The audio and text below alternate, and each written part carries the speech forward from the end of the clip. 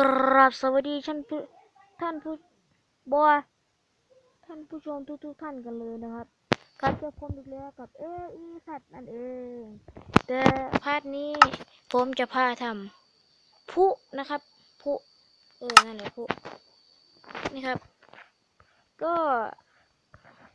จะพาทำทีเดียวเลยนะครับไม่นานครับไม่นาน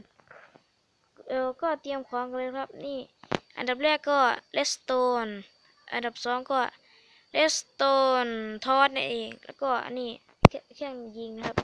ก็น้ำแล้วก็สวิตช์เอาไว้กดนะครับซ้อนเลยนะครับนี่วางมาอย่างนี้วางมาอย่างนี้แล้วก็อย่างนี้นะครับแล้วก็วางน้ำไว้ตรงกลางแล้วกดชิปนะครับนี่วางไว้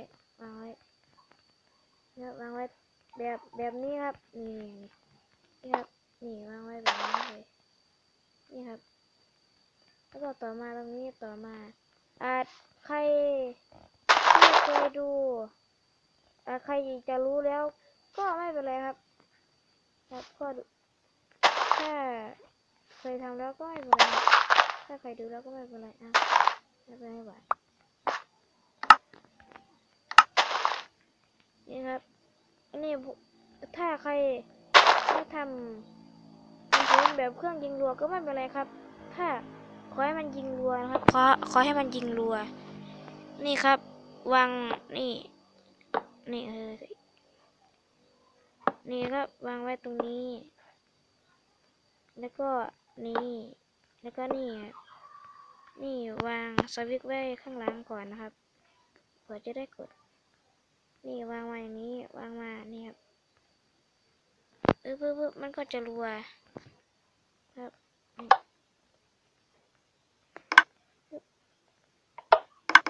นี่ก็ไปจะกระพริบครับทุบออกก่อนครับแบบนี้ก็ใส่ TNT ลงไปเลยครับใส่ TNT ลงไปตรงนี้เลยถ้าใครใส่เยอะก็ได้ยิงเยอะนะครับแต่มันอาจจะแหลกขนาดใส่ชุดเดียวนะครับก็ยังแหลกเลยครับนี่ครับปั๊บไม่ได้หรอกให้มันเต็มครับให้มันเต็มครับให้มั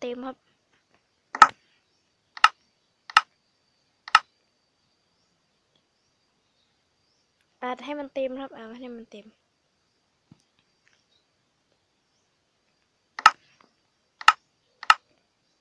นี่ครับแล้วก็มาตรงนี้ด้วยปึ๊บก็เสร็จเป็นอันที่เรียบร้อยง่ายมากครับนี่ก็แค่เป็นแบบนี้ครับก็เครื่องยิงรัวก็ลองกดดูมันก็จะทำงานแล้วยิง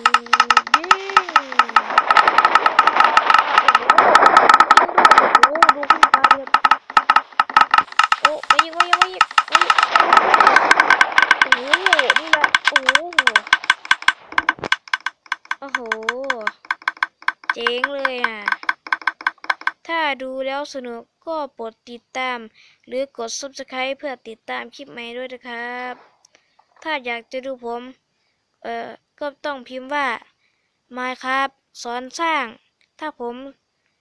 สอนสร้างอะไรก็พิมพ์เลยนะครับแล้วก็เขียนคำว่า EP ด้วยแล้วก็มีคำว่าUY ตัวใหญ่ด้วยนะครับขอบคุณครับที่